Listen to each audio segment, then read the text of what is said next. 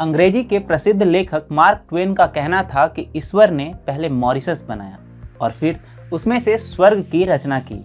यदि आप कभी मॉरिशस गए हो या फिल्मों, वेब सीरीज या तस्वीरों में देखा हो तो उसे देखते ही आपको मार्क ट्वेन के ये शब्द याद आएंगे। हरे भरे लैंडस्केप, ऊंची खड़ी पहाड़ियाँ, पहाड़ियों के बीच दरारों से टकराती हुई समुद्री लहरें, सफ़ेद चमकते हुए बालू वाले तट और लहलहाता हुआ नीला रंग का पानी। लेकिन मॉरिशस की एक और खासियत है और वो है यहाँ सनातन धर्म का अस्तित्व। TFI पर आपका स्वागत है और मैं अभिनव आपको बताऊंगा भारत से हजारों किलोमीटर दूर बसे एक मिनी इंडिया के बारे में।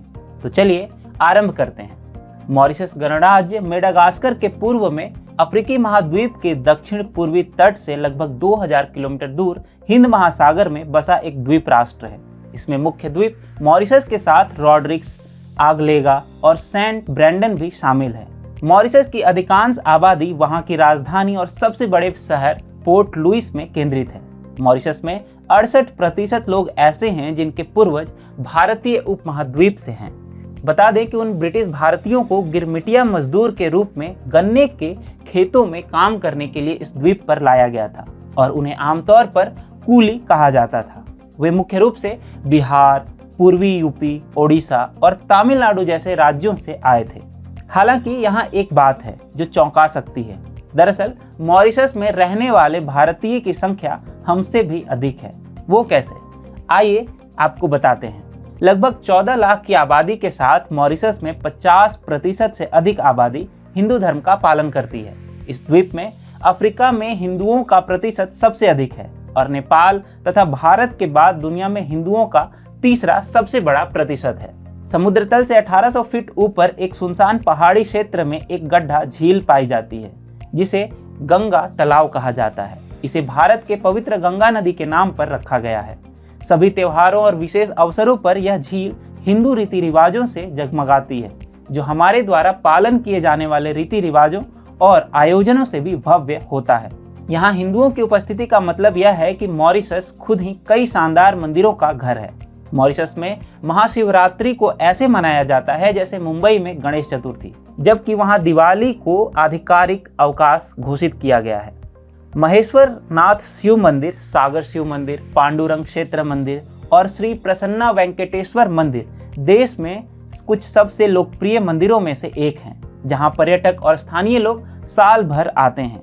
नतीजतन मॉरिशस और भारत के बीच उत्कृष्ट द्विपक्षीय संबंध है। मॉरिशस में महाशिवरात्रि को मुंबई में गणेश चतुर्थी की तरह मनाया जाता है। पूरा देश शिव मूर्तियों, जुलूसों और हर हर महादेव के नारों से पट जाता है।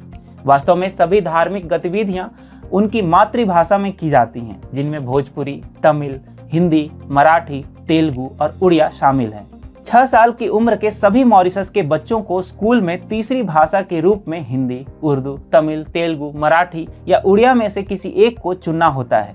मॉरिशस में क्रियोल एक व्यापक रूप से बोली जाने वाली राष्ट्रीय भाषा है, लेकिन भारत मॉरिशस के अल्पसंख्यक अब भी घर पर अपने पैतृक भाषा को ही बोलते हैं। वे एकमात्र भारतीय भी हैं जो धारा प्रवाह फ्रेंच भी बोल सकते हैं। डचों द्वारा परित्यक्त यह द्वीप 18वीं शताब्दी में एक फ्रांसीसी उपनिवेश बन गया था।